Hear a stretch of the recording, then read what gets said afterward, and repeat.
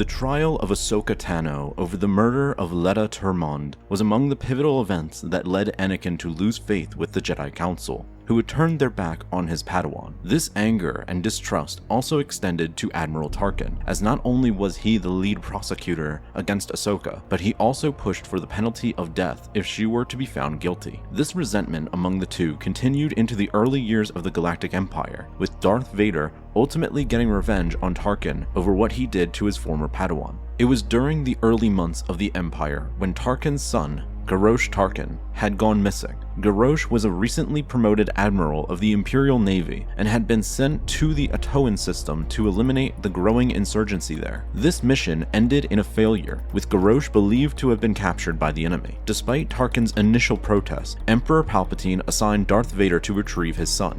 Tarkin did not trust the Sith Lord to accomplish the mission, believing his obsession with the Jedi would cause him to lose focus on the task at hand, as he had on earlier occasions. As a compromise, Tarkin assigned Captain Shale to oversee the operation alongside Vader, as the officer was a longtime colleague of Garrosh from their academy days. Nonetheless, when Vader and his troopers arrived on Atoan, they faced heavy resistance from the rebel fighters. After a hard-fought battle, Vader came out victorious and captured several of the insurgency's officers, later interrogating them over their knowledge of Garrosh's location.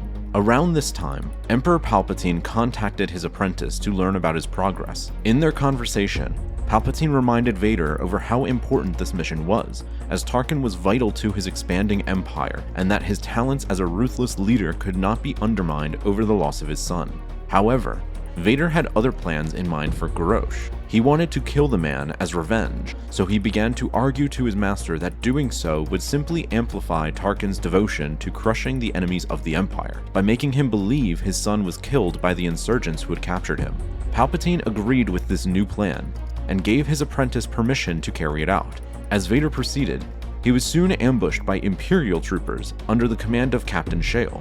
Shale had realized the Sith Lord was planning on killing Garrosh and decided to turn on the Empire. Vader was able to swiftly take out the traitorous troopers, later being forced to abandon his Star Destroyer after it had been sabotaged from within. Crash landing on another planet within the Atoan system, Vader and his handful of loyal troopers were once again attacked by the insurgents, who were able to successfully capture the Sith Lord. While under their custody, Vader finally met with Garrosh, who told him that he was never captured, but rather defected to the insurgents, as he did not wish to carry out the brutality the Empire and his father expected him to. The leader of the Atoan insurgency, a priestess named Sauro, believed she could convince Vader to join their side by using her powers to project the image of Padme's ghost. This backfired on her, as rather than the memory of Padme turning Vader back to the light, all it did was remind him of her death and his weakness in saving her, resulting in him going berserk and freeing himself from his restraints. Deeply enraged, Vader fought through all the guards until finally reaching Garrosh and Sauro. Now at his mercy,